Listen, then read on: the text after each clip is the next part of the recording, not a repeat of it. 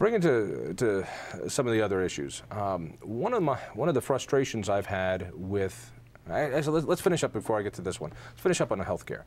There's a lot of pressure right now on your opponent from liberals in your party and the left in your party to say, wait a second, now that we've had health care, there's this reconciliation bill. This is the time to stand up and demand all sorts of things. What is it you want your opponent to do? Well, during the reconciliation process, in anticipation of that process, in fact, my opponent and a number of senators wrote a letter to their leadership saying, we want you to restore the public option, the provision they took out, they killed in December. It's easy to write a letter. Every senator gets a letterhead.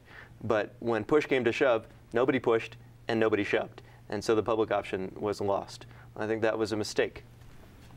And so you want him to push it back right now? Well, there is that pressure. Reconciliation bill has already been signed into law, and so has the health care bill. Now the chances are somebody could introduce a standalone bill to produce the public option if the minority party continues to abuse the filibuster process and requires 60 votes on every single piece of legislation. It's unlikely that we'll see that margin on this provision. But I think a public option provides a choice, introduces some competition, gives Americans an alternative to the private insurance market.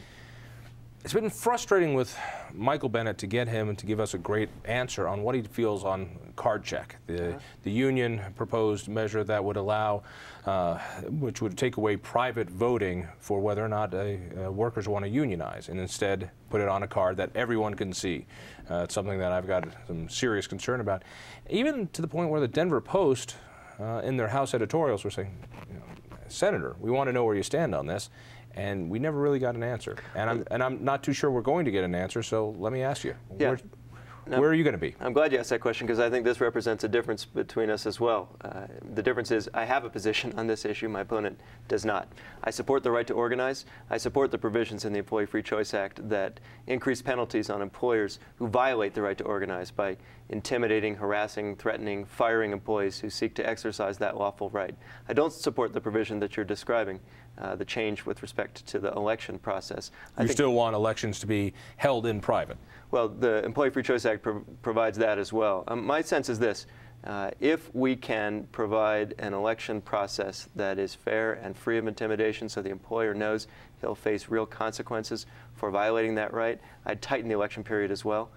If we can restore some of the other provisions in this bill, I don't think we need that provision. So I differ with some of my friends in the labor community. I'm proud to have earned the support of a number of folks in that community, from the United Food and Commercial Workers to the Colorado Council of Teamsters, but we differ on that provision. Michael Bennet I should also say one other thing, and I don't know if my opponent's taken a position on this. I would support bringing this bill to the floor of the Senate for an up or down vote. Somebody needs to cut off the filibuster, invoke cloture, and actually have this out. So instead of talking bills to death, we should actually take a vote on them. That's the way we do things. Would you get rid of would you change the rules in the Senate and end the filibuster, the 60-vote filibuster? Yes. You sure you want to do that? Yes. There was a time when Democrats used that to masterfully stop a lot of things Republicans wanted. Well, I don't support Democratic or Republican abuse of the filibuster. You know, in Colorado, and I think one of the advantages I bring to this race is having led a legislature. In Colorado, we don't talk bills to death. It just sounds that way sometimes. We take up or down votes, and I think the Senate would do well to follow our example. I mean, I think that Michael Bennet must feel sometimes one of the luckiest guys. I mean, here's a guy who has done well in business, and was able to put enough aside that he could follow other interests, including becoming a superintendent. And I think he's done a very good job as superintendent. He's been able to stare down the teachers union there. He's been able to put in some interesting practices there. He's allowed some choice within the system. I'd like to see more choice out the system. He passed pro-comp, which I think was a mistake because it supposedly rewards good teachers, but it does nothing to punish bad teachers.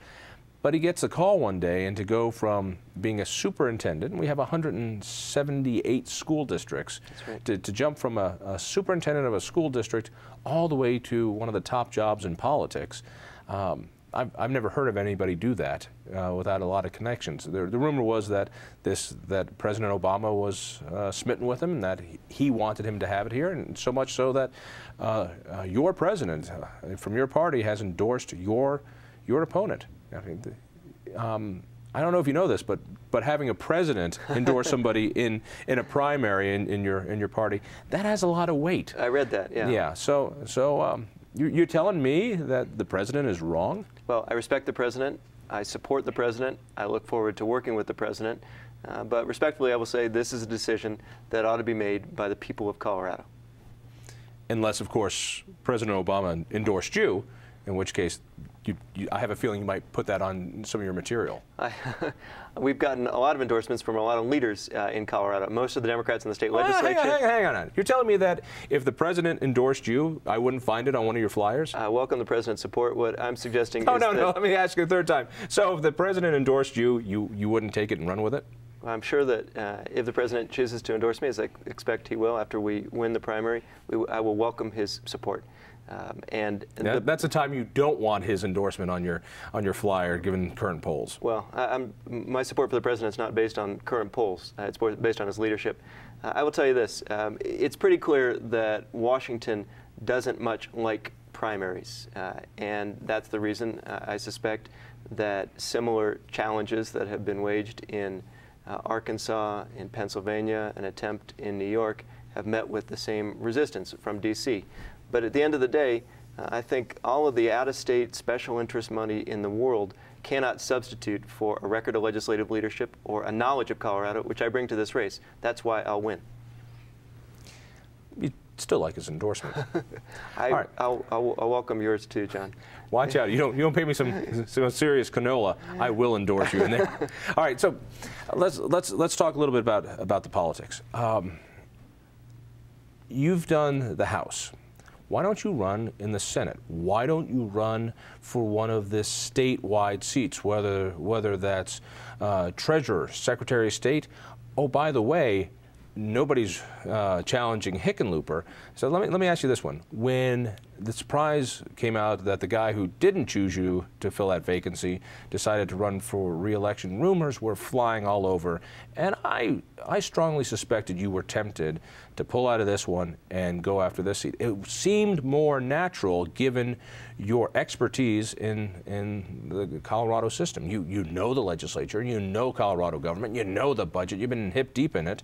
Why would you, instead of running for that empty, open seat, go and challenge somebody where there's an incumbent running? You know, I know I'm not going to be able to shake you of this premise, but the reason I'm running for the U.S. Senate is because the problems we face today are too big for a state to solve on its own, and because the skills I've got as a legislator, I think, are best suited to this job.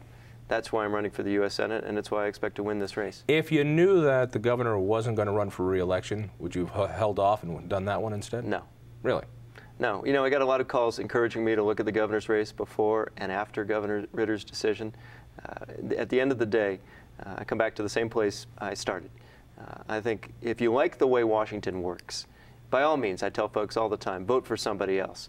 But if you actually want to send to Washington somebody who can find common ground and knows where to draw the line when the negotiations don't go anywhere, if jobs, the economy, health care, financial reform, the fate of the planet itself, I think, is at stake in many ways over the next few years, then I think I'm the best qualified candidate in this race on either side of the aisle.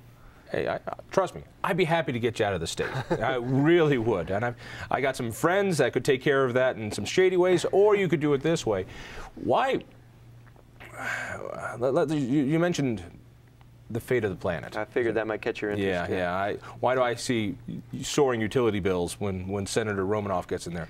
What's going to be the difference between you and Bennett when it comes to cap and trade? Well, first, I have a record of leadership on this issue, too.